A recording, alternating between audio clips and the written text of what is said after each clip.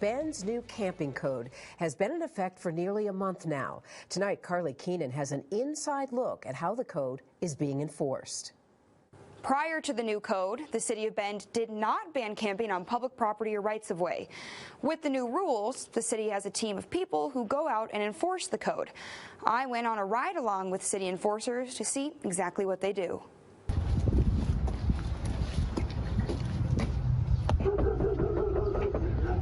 Hi, it's Sherry from the city. Pretty good. How are you doing today? That's good. Do you have a moment to talk? I spent the day with Sherry Meisel, the Health and Safety Compliance Coordinator for the City of Bend. Her position was created to enforce Bend's new camping code.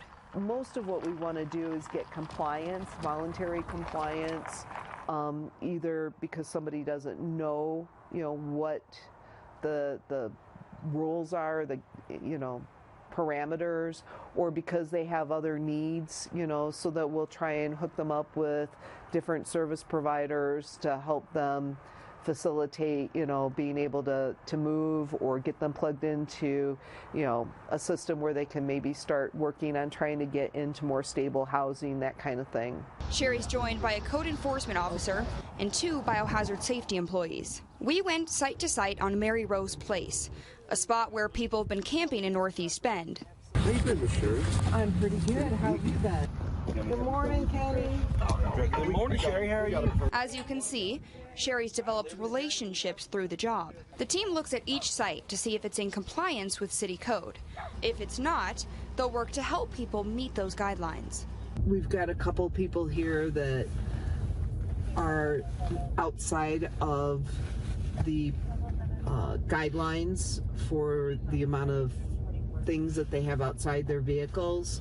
So we're going to make contact, hopefully in person with them, talk to them, and post so that they will have an official notice to clean. And then when we come back after a minimum of 72 hours, we may have to help them come into compliance or work with them. If someone isn't home, Sherry posts a notice on the site.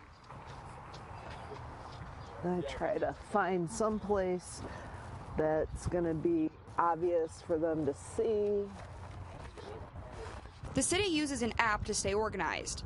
Sherry takes a picture, and the app geotags the site to keep track of the postings. We're not banning camping. This is just giving clarity and parameters. But really what we're trying to do is help people so that we can figure out ways so that they're not sheltering in the right of way. That's not a good place for people to live. And we're not trying to make it harder. We're trying to find ways to help them. Per the code, Sherry and the enforcement team will return to those sites in a few days. If nothing's changed, they'll continue to work to get those people into compliance. The enforcement team went to more sites across Bend. If necessary, the code enforcement officer will issue a citation to get someone into compliance, but I'm told they haven't had to do that yet. Carly Keenan, News Channel 21.